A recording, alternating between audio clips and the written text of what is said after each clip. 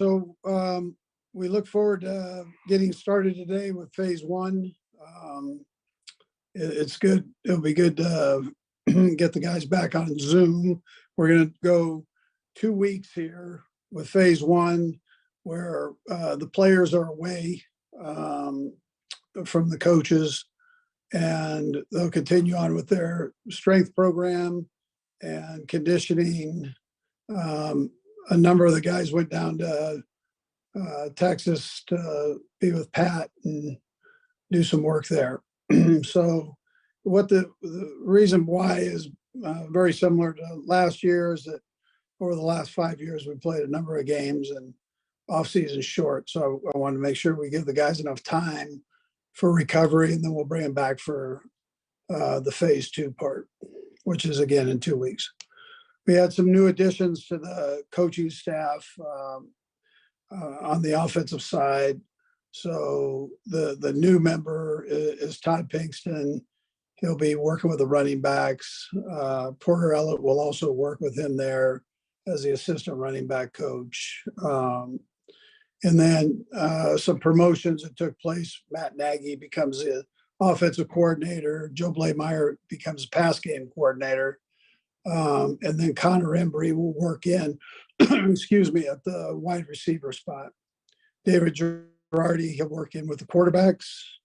Dan Williams moves from the Bill Walsh position into the offensive quality control coach, quarterbacks for, again, the offensive side. And then Kevin Saxton becomes my assistant coach, and he's worked with us last year's training camp. So there'll be a nice promotion for him from the college level. And then strength coach, Ryan Reynolds. Barry Rubin retired, so Ryan Reynolds will work in as the head strength coach. Spencer Reed will be working with the team. He comes from BYU. And then Greg Carbon also will be moved up in his position as an assistant strength coach. And then Nick Cassetta will be another new addition to the weight room. So we've got four strength coaches in there like we had in the past. Other than that, the defense stays status quo with the staff members there. With that, time's yours. Let's go first to Aaron Ladd. Go ahead, Aaron. Hey, Coach, appreciate the time here. Hope you've been well. I know you've been doing this a long time, not an old joke, I promise you that. But in your experience, what can you learn from these off-season workouts? This kind of phase one, phase two thing. I know in the past you've let the guys kind of do their own thing for phase one. Is it a culture building? Is it a shaking off the rust? What can you gather from this time of the year? Yeah, so phase one is good for the offense, probably more so than the defense. Defense, working with the Zoom part of it's important. Working with the strength and conditioning part is important. The offensive guys can get together and throw the ball around. You can't do that on the defensive side necessarily. So they'll get together and do that. The reason I do it, though, I mean, really is because of the time off. Give the guys. I just want them to freshen up. I mean, that season doesn't seem like it was very long ago that you're playing in the Super Bowl and having the parade and then, all of a sudden, bam, you're back into phase one. So it gives the guys an opportunity to kind of get away. Let's go next to Adam Teicher. Go ahead, Adam.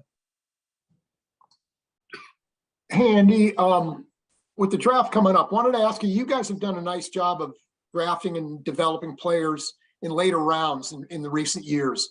Is there something from a coaching side of things that maybe you can point to as a reason why maybe these guys are coming along, not just coming along, but coming along quickly? Yeah, well, since I've been here and John Dorsey started this, was he brings the guys in and they spend a ton of time together. They go like 18 straight days and in lockdown mode, and this is kind of their second go round with that. But and I'm saying all the scouts together, but I think the guys do a great job of accumulating information.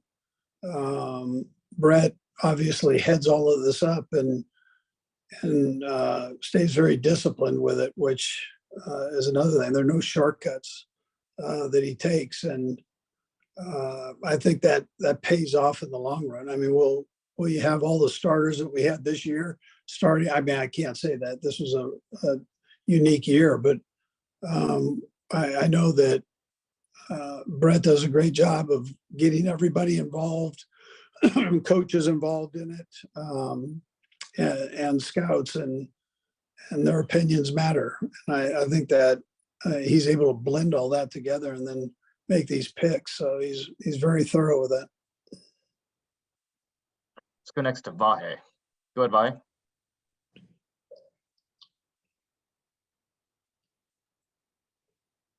Vahe. You got us? Come on, Vi, doggone it. There you go. Is it working now? Okay. I thought you were blocking me, Brad. Andy, good to see you. Thanks for doing this. I sort of a two-parter, really. You've had a few weeks, even months now, to kind of process what you just had happen, and I wonder if you've had any specific feeling of a different impact or meaning to winning a second Super Bowl. And I'll have a follow-up, Brad. Yeah, I probably haven't. The one thing I think you could do is you enjoyed it this time better than you did the last time. It just kind of slowed down a little bit for you. But you're right back on it. I mean, right when we got done with the parade, I had to hire coaches. And that was a little bit longer process, especially not only with the hiring, but then moving people around and making sure that settled right. And, so there hasn't been a lot of downtime or that. We've been kind of cranking away and going. Then you're right into free agency and into the draft now. So it's been great. Have I learned anything from it? I can't tell you that anything's different other than it's a little bit shorter off season. And well, the follow-up is really, we know you're very process driven, right? And that your motivation, I think we all can assume, is in the process a lot of times, but do you perceive any particular challenge to, for lack of a better term, motivation to avoid complacency around anybody that you're coaching? Or what do you see in Patrick and everybody at this stage that way? Yeah, so I think the important thing is just the word you used was the process. I think that's most important. No shortcuts. You just nothing that's really good comes easy. We know that. There are a lot of highs and lows, or more games determined by 7 points, a score or less. So you've got to make sure that you go through the process and do the hard work and build a foundation. All those things become super important, as they are every year. So the main thing is that, though, you don't cheat that. Don't cheat the process. And so that's kind of if I'm sticking to one thing, I'd tell you it's that. I mean, I understand that. And do you have to have a few breaks here and there? Absolutely, but don't skip the work. Let's go next to Pete Sweeney. Go ahead, Pete. Hey, Coach. Brad, I'll have just a second one if I could. First of all, with the receivers, you guys end up losing Juju, you lose McCole. How ready do you feel Kadarius and Sky Moore are able to pick up maybe where they left off? Yeah, Pete, I mean, I think it's important that that they continue to grow, both of them. KT now, he's not like a seasoned veteran in the league. He's still a relatively young guy and young in this offense. So growth will be important. How they handle this offseason, how they handle training camp, and that whole workload that comes with it. But I'm expecting good things from them for sure. They're wired the right way, and they just gotta keep improving and developing that relationship with Pat. And to Vahe's question there, Pete, that I mean, Pat's been on it right from the get-go, so he's been all over it. And with the guys, with the coaches, he checks in all the time. Hey, how we doing? You know, and free, how we doing with the draft? You know, he's interested in that, which is unique, I think. And so he's either talking to myself or Brett all the time.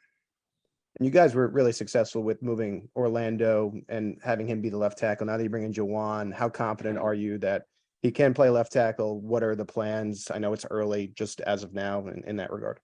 Yeah, I liked him. I liked his tape.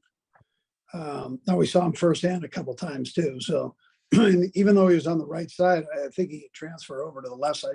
He's really a good athlete, and I think he's excited about that. And that doesn't mean he can't play the right side. I mean, if you had another left tackle, he can play the right side. So he gives you flexibility. He probably could jump in at guard, and he's smart. He probably could play center if we had to. But he's a pretty talented kid, and look forward to getting him in here. I think that was a great pickup by Brett. Let's go next to Sarin Petro. Go ahead, Sarin. Brad, I'll have a quick follow-up as well, if I could. Coach, you mentioned the guys going down to Texas, working and throwing. How much do you encourage that? Do you stress it, emphasize it? I know everything, you get the voluntary stage, but how much can that benefit guys from being down there? Yeah, that's important too. I mean, it is voluntary. So, but I think it's the way Pat handles himself, to where the guys want to do it. I don't have to say a whole lot. They've actually been down there for a week with each other, and they rent a couple of homes down there and they do their thing. So I think it's a real positive thing. It's a good team builder for the wide receiver, tight ends, running backs, and quarterback position. They're able to kind of feel each other out and talk to each other. It's good to have some guys that have been through it so they can talk to the newer guys and help coach them up. And then Coach Jalen Hurts, it was announced today, signed the largest contract per year. Pat still has the largest one for total dollars, but per year it was out there. There's also some of the websites were putting up like the top 5 average per year. Pat's not in that. I know that's the way of the league. It happens this way all the time. But when you hear that, is that something that gets you and Brett together and talking, you two calling down to Patrick? Do you analyze where you're at with this contract and make sure you're in touch with him about, what future plans might be if there's any alterations to it? Yeah. So listen, I'm not too involved in that part of it. We've got people that actually do that. The Brant Tillises and Chris Shays and Brett obviously overlooks that side, and Clark Hunt's very involved. So it's they always keep their eye on those things, and they understand the value of Pat, and obviously by the last contract. One crazy thing in this business, as you know, Saran, and really it's this way in every business.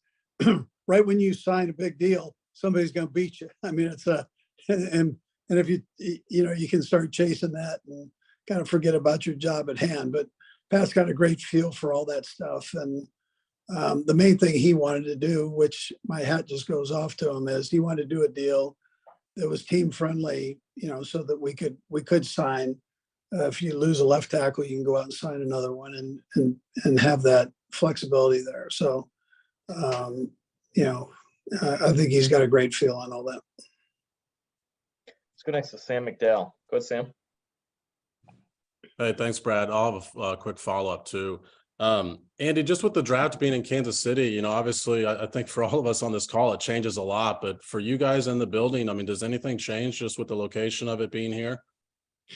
It really doesn't. We'll be right here in the building in the draft room, so that won't change at all. I'm excited for the city.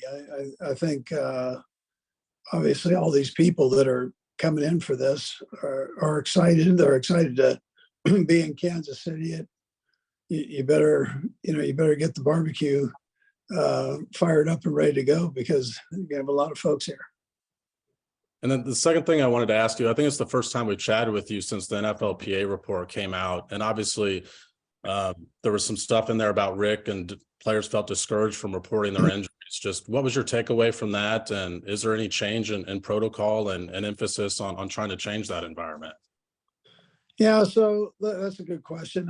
Sam, that was done early in the season. We had a lot of new folks in the building here, and everything kind of starts in that training room. Those are the first guys between the training room and the equipment room and the weight room. Those are the first people that are going to be seen. And that training room is not leisure world, right? So that's a place that you come in and you get your rehab done. It's not, that's what it is, and that's how we do it here. And other places do it different, but we're in there to fix your problems. And if you have a problem, we'll get it taken care of. And Rick is in a position where he's got to enforce that. I mean, that's just kind of the bottom line on it. And so it's different. It's different when you get different people in, and the trainer is normally not necessarily the good guy in those situations. So it's but there's a reason why you have the training room. But we've looked at all of this. We've evaluated it. We've looked at it. We're in a position now with our facility, which also got knocked down, where their future plans for whatever direction it goes for new facilities. And so I lived this when I was in Philadelphia. That takes time. It takes time to get all that planned out. And you're not going to take and put a whole load back into your facility that you have here if there's future plans. So, I get all of that too, right? But we've tried to keep it where it's a great place to come to work. I think we do a good job with that. I don't think we're behind necessarily, and things might not be as fancy as other places, but we normally come here to work hard. I think if you would have talked to the guys at the end of the season, they would have been probably a little different evaluation. We try to stay on top of all that, make sure we know how the guys are feeling on that. We've got three more. We'll go next to Matt Derrick. Go ahead, Matt. Hey, Coach, you mentioned about the players meeting virtually again for this phase. That's something you did last year as well. Anything else that's really you're changing up for the OTAs this year, whether it's something that you want to do differently or something that Matt Nagy has wanted to do differently? Yeah, I wouldn't say different. It'll be the same format as we go into it. So Matt, I'd probably tell you no. I mean, there's nothing that we've made drastic changes on. Now, we've gone through scheme evaluation, and so there are things that we'll take out and new things we'll put in and do. And Matt's a big part of that too. So. Let's go next to Herbie Tiopi. Go ahead, Herbie. Hey, Coach, good morning. All right, Herbie. You were talking about some of the offensive players that you signed. Defensively, there's a player there that kind of intrigues a lot of us. Linebacker Drew Tranquil. When you mentioned something about scheme evaluation, how does he fit in what y'all want to do because of his starting experience? And you already seem kind of loaded at linebacker. Yeah, so, we're glad he's on our team, first of all. We've had to face him, a couple times every year. So what we felt was this guy is a heck of a football player. He'll add great flexibility to Spags' group, which, how Spags does it with different personnel groups in. There's plenty of room for all of them. And listen, he's a good football player. He's a smart kid. He's got great size. He's got good strength. He can cover, in other words, run and cover. So we just had an opportunity to get him. I sure like the way he plays. We'll go last to Matt McMullen. Good, Matt.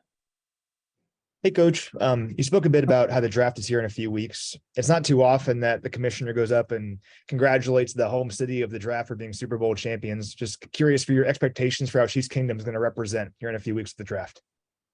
Oh, they'll be out of control. It's right at the same place where we finished the parade, and If it's anything like that, it'll be, it looks like the second coming right there on the hill. It's unbelievable. It's a monster of people. It'd be a great deal. I think they'll represent very well. And then you're going to have all these people coming from out of town too, that are just interested in the National Football League and the draft, and thus interested in when they come here to Kansas City. So I think it's great for the economy of Kansas City. Coach, we appreciate the time. Thanks for joining us. All right. Thanks, guys. Appreciate it.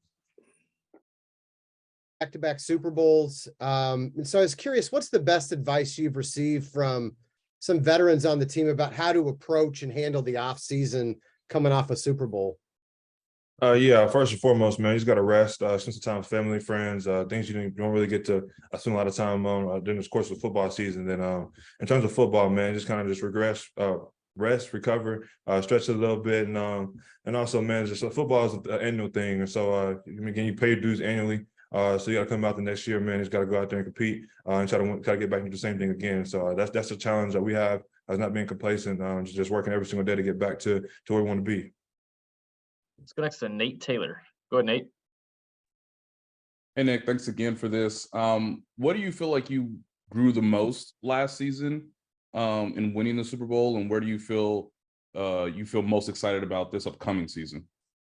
Yeah, man, I think my leadership role is ever revolving. It's kind of one of those things that just keeps growing as we keep going, and I'm loving it. And so I feel like that's a nice challenge going into this year. I'm trying to up my level of communication, leadership. That's one of the biggest things I know that's going to be needed for this season. And also, man, and just being around the guys, being around your brothers. Some things you miss. You don't really realize it until it's just boom, it's over with, and you just got to spend a couple months just by yourself, and you miss those guys. So getting back in the building with those guys, man, it's gonna be fun. I'm excited for when we get back in the building. Let's go next to Pete Sweeney. Go ahead, Pete. Hi, Nick. I know you're constantly focused on the opposing offense, but you guys saw Drew Tranquill twice a year. Now he comes into your room, as the leader, as you were describing. What do you think he might bring to the room and to the table? Yeah, when you cut on the tape, man, you can see how intelligent Drew Tranquill is, how much he'll help us in terms of adding more ability to pass coverage, blitzing, runs. He does it all, man. And so, again, a veteran guy, a very veteran for us. We got a lot of young guys in the room. And so having that guy, having that experience to kind of bounce off ideas with, he's seen a lot of football. I know that'd be beneficial for me, especially just me not playing a lot of football, or I played 2 years, but I still have a lot of football ahead of me, and I'm still learning and still trying to evolve and still trying to learn more. And so having a guy like that in the room, and I've texted him with him, had conversations with him, and had his ability to kind of pick his brain a little bit. You can tell his IQ's off the charts. So I'm excited for what he brings into the building, and whenever we get to the football season. Let's go next to Aaron Ladd. Go ahead, Aaron. Nick, appreciate the time, man. Hope you're well. You talked about wanting to become a better communicator and leader. I mean, it's different skill set from athletics. Like if you want to become a better tackler, you just tackle more and more. But as far as communication, how do you work on that with so many new faces? They're talking about Drew Tranquill. How do you become a better communicator, I guess? Yeah, I feel like first and foremost, it's kind of understanding the person, understanding your teammates. That's probably the first and foremost thing. And everybody's a little bit different. Everybody takes leadership a little different, and what gets them going, what motivates them is a little bit different. So I think just having this conversation with them, get to know your teammates, figure out what makes them tick. And after that, man, it's just trying to figure out how you can make the best version of yourself to get the best out of them. And I feel like that's kind of the thing I'm kind of evolving about. I understand how to get the best out of me and what I need to do, but also just how to get the best out of the other people around me, how I can get them emotionally invested in every week and every game, and try to get back to the end goal. Let's go next to Matt Derrick. Go ahead, Matt. Hey, Nick, Todd asked you kind of, about coming off a Super Bowl in your off season, but now that you've got a couple of years under your belt, how do you manage your off season maybe differently than you did, last year or as a rookie? And how important are these, 2 weeks? And Coach Reid says he gives you these 2 weeks to kind of continue the recovery from, a long season. How important are those to you now that you're more of a veteran? Yeah, most definitely. Coming into the league and my first year, I kind of worked out a little earlier. Kind of try to get more, field work done, agility wise stuff, and just kind of transition long seasons. Kind of got to rest your body, get you come in mentally fresh, physically fresh, and just kind of resting a little bit. Then when it's time to go, kind of ramp it up a little bit and just kind of add a little bit more and find new details. We still got all the way technically until June until we start training camp. So we're just trying to add to your stock until then, whether it be flexibility, IQ, to watch a little tape, hang out with your teammates, bonding, that type of stuff. So I got quite a while until we get towards the training camp part. But I feel like it's just resting your body, being more mentally, physically fresh. I feel like it's important, and then Coach Reid does a great job throughout the season, kind of helping us with that, and also gives us an extra 2 weeks off to kind of get more fresh as well. We've got 3 more. We'll go right down the line, starting with Matt McMullen. Go ahead, Matt. Hey, Nick, I know you're always looking ahead and trying to get better, but so what's it mean to you that in your second year as a professional, you're already a Super Bowl champ and you scored a touchdown as a defensive player in the Super Bowl?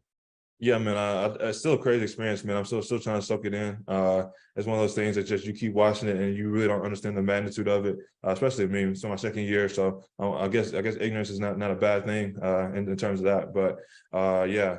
It's just, man, it's excitement, man. It just makes you feel ready to go for the next season. A lot of people talk about winning a Super Bowl and how addicted and how that emotion, how that feeling is, man. And you can't really explain it until you win one. Then it's also like you're always trying to get another one. So that's kind of like my mindset is, and I'm just kind of gonna come back in day one, kind of scratch the surface, man, start over, and just trying to get better every single day and trying to get back to that end goal. Last 2, we'll go Adam and then Nate. Go ahead, Adam. Hey, Nick, similar question to what Matt Derrick asked you a couple minutes ago, but you played a lot of snaps last year during the regular season. You played a lot in the 3 playoff games. So what have you been up to since the Super Bowl to sort of try to recover from all that workload? Yeah, man, I just been resting, sleeping, spend a lot of time with my family and my dog, man. I feel like that kind of helps me refresh. I'm a big family guy. Be around my family, my friends, and that's probably the biggest thing for me. A lot of spending a lot of time during football season, kind of locked in, kind of away from those things. And so when I get a chance to be with family and enjoy that, man, that's probably the biggest thing for me. It helps you get mentally fresh, physically fresh, and you understand your why and why you're doing it. I feel like that's important, especially when you got a long season ahead of you, especially with ups and downs of how football is. And again, things can change in a light flash. And so just taking the chance to be around family and enjoy those little things that we really take for granted, I feel like that's huge. We'll go last to Nate Taylor. Go ahead, Nate. I'm going to ask 2 quick ones, Nick. I'll give an assist to Todd. What kind of dog do you have? What's the dog's name? And then secondly, when you compare to what you envisioned it would be like to win a Super Bowl and to go through a championship parade, was it comparative to what you envisioned, or was it slightly different? Yeah, first, my dog got an XL bully. St. Hendricks is his name. He's 1 now, the biggest baby you'll ever see. Man, he's a whiner, man, for a pit bull. But in terms of Super Bowl, man, again, Chiefs Kingdom was great, man. The parade, even after the parade, just around the community, the energy that when the Super Bowl brought back, man, it was phenomenal. Those guys, Mizzou guys, Mizzou grads, Mizzou alums, they've been great as well, man. Every time I see them in public, man, it's big MIZ, so I'm loving it, even at the parade. And so when the Super Bowl, man, it was everything I expected it to be, even more. Even playing in that venue and having that moment with my family after the game and winning. And again, it's more and more what you ever can expect it. But again, it's kind of the feeling now. I'm feeling like I want to do it again. So that's kind of like my mindset, and that's kind of where I'm going from here. That cover you, Nate? We good? Yes, thank you. Thank you, Nick. Perfect. Appreciate it. All right, Nick, we appreciate you joining us. Thanks for taking the time. Oh, no problem. And I appreciate everybody. It's good seeing y'all again. You too.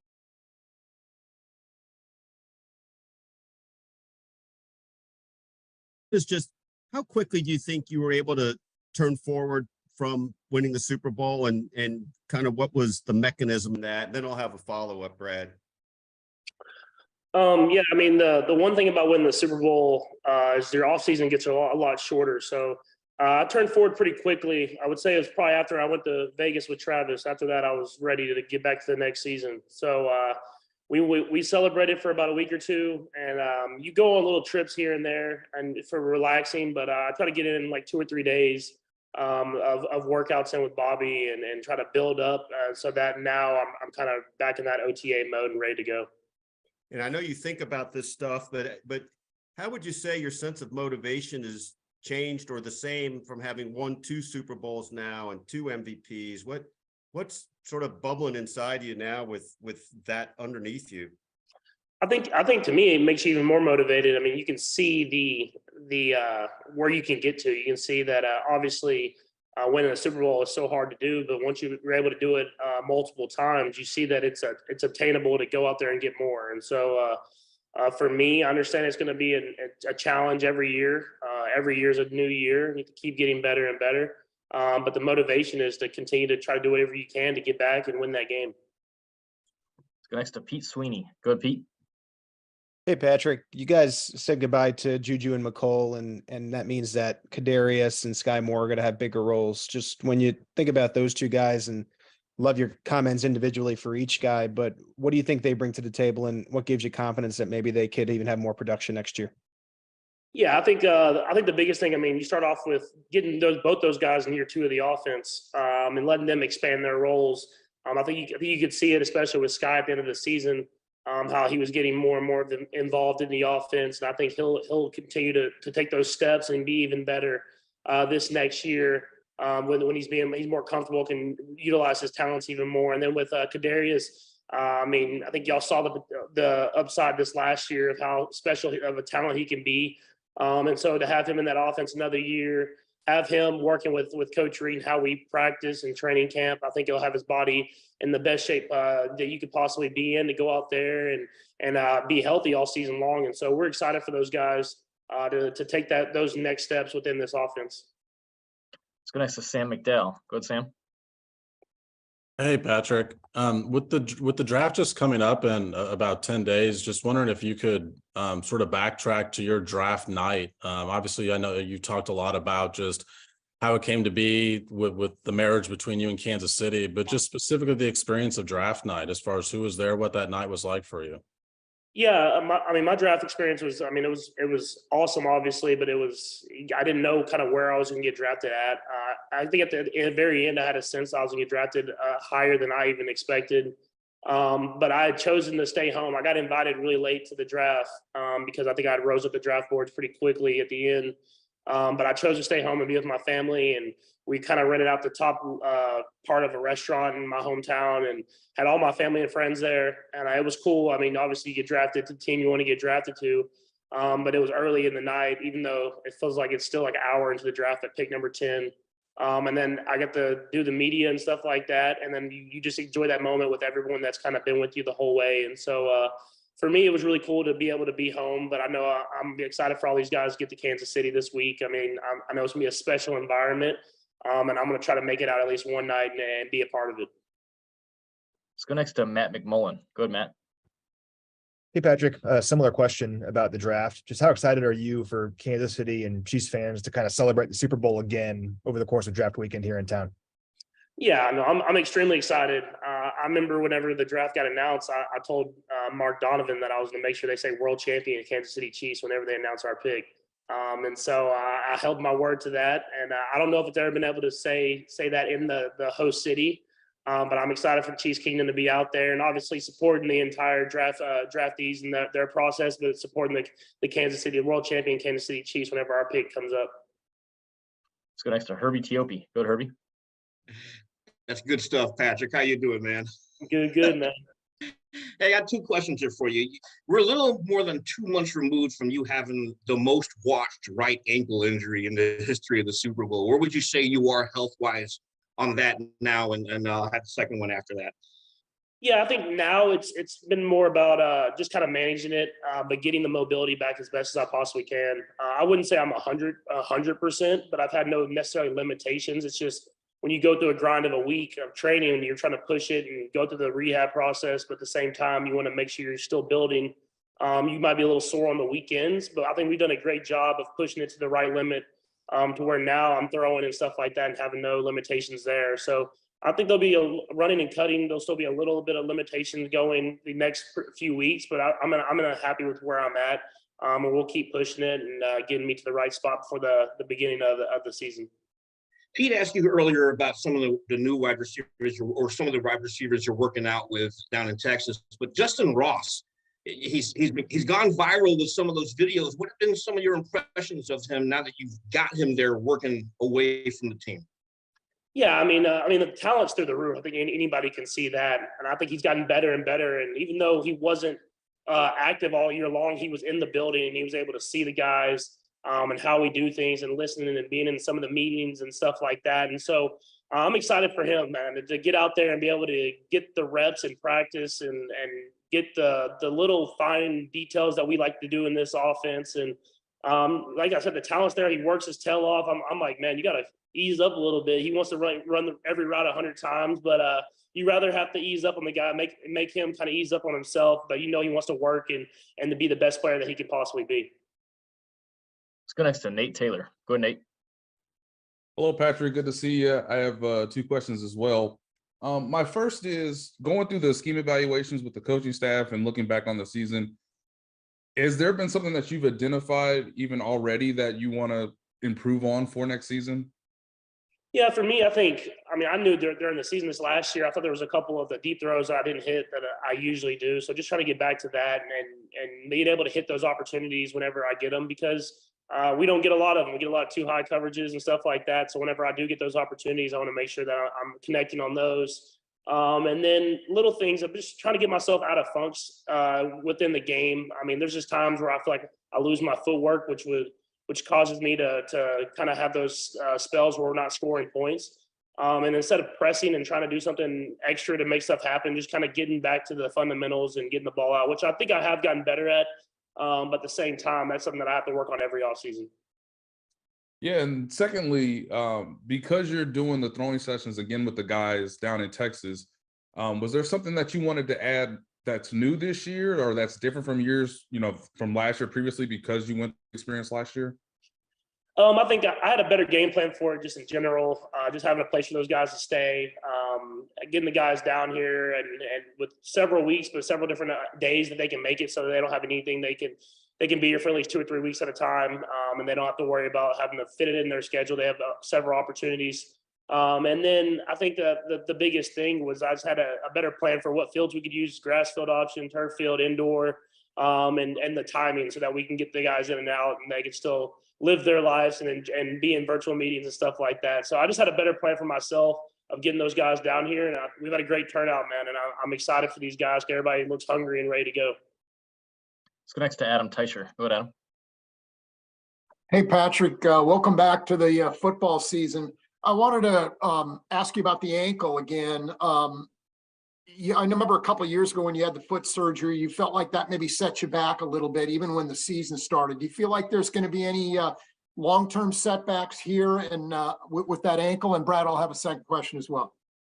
I don't think the ankle. I feel like the foot was way more serious, I guess you would say, than the ankle has been. I mean, the foot with having the surgery and having that cast on, it just really cut my mobility down a lot. And so I had to really work through that even into the season that next year.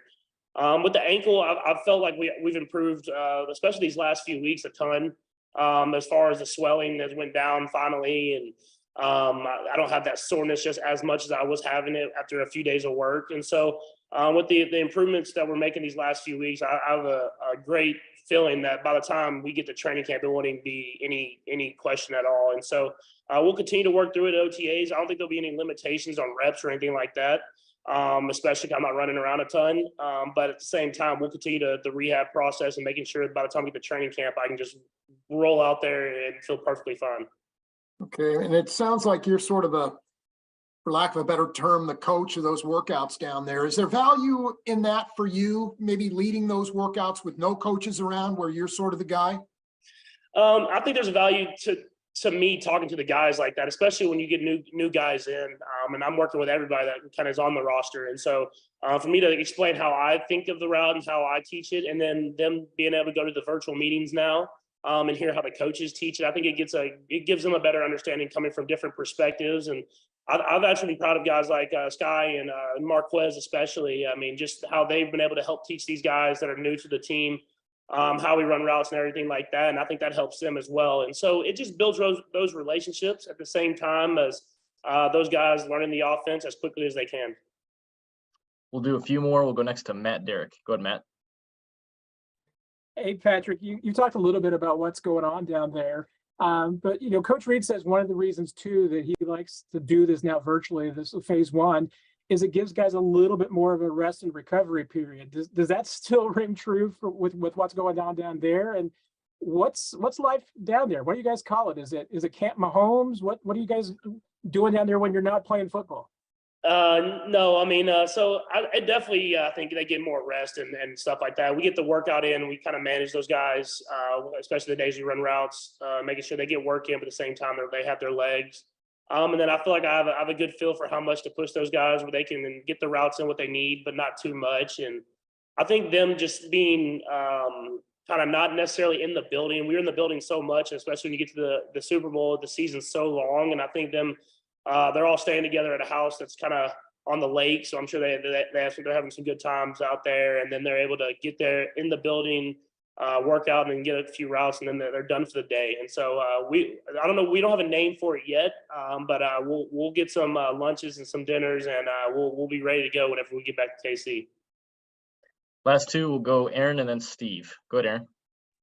Hey, Pat, appreciate the time here. It's not football related, but one of things that's on the mind here in Kansas City is a case that's kind of got some national attention, this Ralph Yarl case. You're a guy who's got a big platform. You've used that platform to talk about school-age children and reading and all that.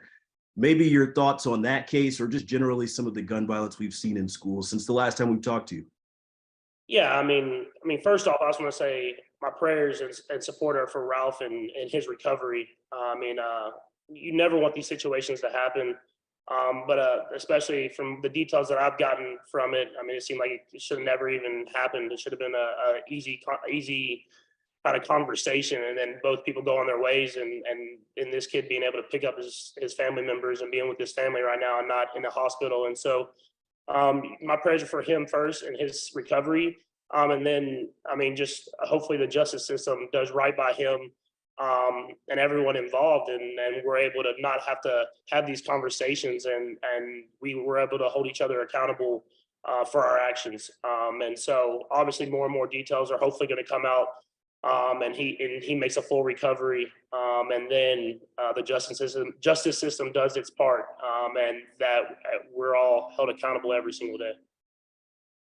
We'll ask Steve Walls. Go ahead, Steve. Hey, Patrick, how you doing, man? I appreciate the time, man. Sir. Hey, just want to ask you, I know guys don't like to talk about other players' deals, man, but since it was so record-breaking, I want to ask you about Jalen Hurts, a guy you played against in the Super Bowl, just signed a new extension. What does that say about the quarterback position, and also being that he's a black quarterback as well? Yeah, first off, congrats to him. He deserves it. I think he's someone that plays the position the right way. He goes about his business the right way, and that's why they were in the Super Bowl. And he played a great game in the Super Bowl, and it proved a lot of people wrong, even that were still doubting him. And so obviously it's great for the quarterback position, the black quarterbacks that are coming up behind us and them getting their deals. Obviously we know with Lamar and everything going on there, and trying to get these guys the deals that they deserve. But it's really cool to see, because now there's not hesitation on guys to get these deals. And even if they have to utilize running to make stuff happen, there's such big impacts on the game that they're getting the money they deserve. And so our job in this league is to go out there and win football games and to make money while we do it. And I'm glad to see that the guys that are doing it the right way are getting the job security that they deserve. Patrick, we appreciate you taking the time. Thanks for joining us. Yep. Thank you.